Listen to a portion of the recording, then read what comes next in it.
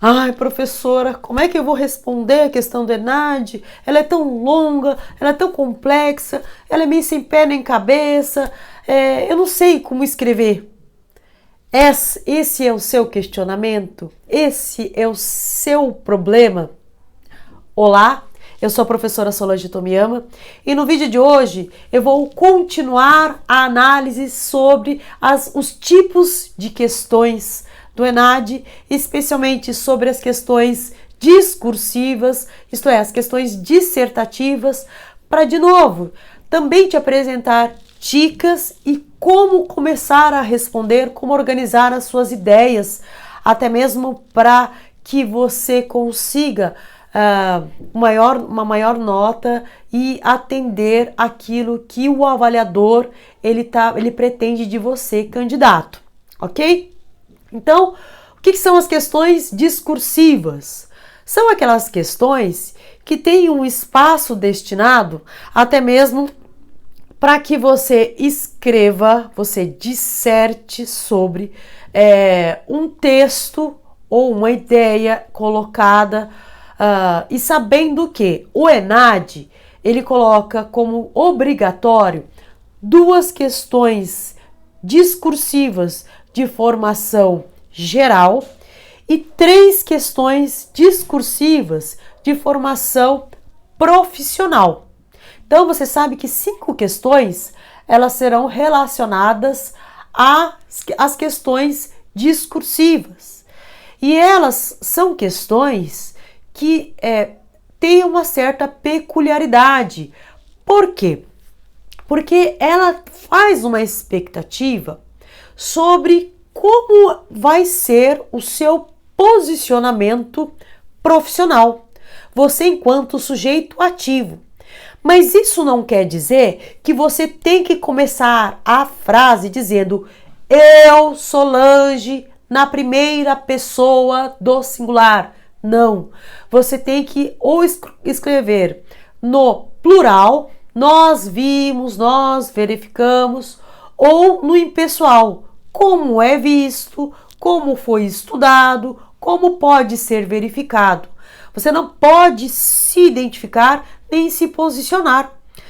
E aí, sabendo disso, como é que você constrói a resposta em relação àquele texto longo? Eu aconselho a você separar a resposta em 3 etapas. Primeiro, da leitura, segundo, da formulação do texto e terceiro, da revisão. A leitura, ela serve para que você faça a leitura no mínimo 3 vezes do texto. A primeira, para situar. Então, eu li o texto, descobri que fala sobre as questões da guerra, porque as questões de conhecimento geral, de formação geral, ela vai versar sobre esse último ano, os principais acontecimentos no Brasil e no mundo. Então, provavelmente vai falar sobre pandemia, provavelmente vai falar sobre a guerra, sobre eleições, sobre a Copa, sobre economia, e aí sobre as reformas. Então, fiquem atentos e procurem fazer leitura sobre esses últimos acontecimentos importantes.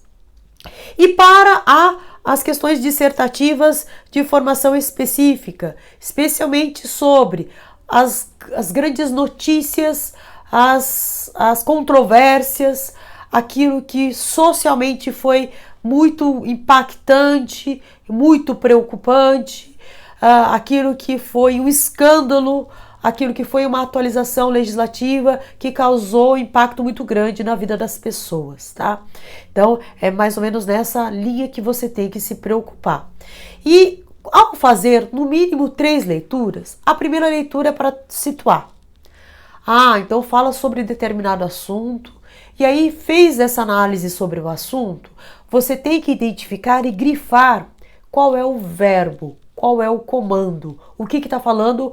Eu preciso saber sobre tal ordem, sobre a alteração legislativa, sobre as controvérsias, sobre a posição do STF. Então, você já sabe o comando que é para comparar, que é para dissertar sobre, ou que é para fazer uma análise crítica. Então, dependendo do comando, você vai saber o tom e a forma de dissertar. E a partir daí, você já foi lá, fez a situação, situou, grifou, e aí você já tem as palavras-chave. Você vai para o segundo momento, que é o da escrita. Quando você for escrever, você tem que primeiro saber o quê?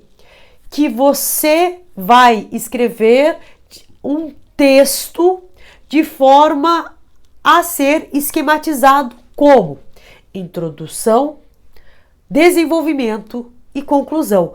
Mesmo que for no mesmo parágrafo ou mesmo que for num texto simples de 1 ou 2 parágrafos no máximo.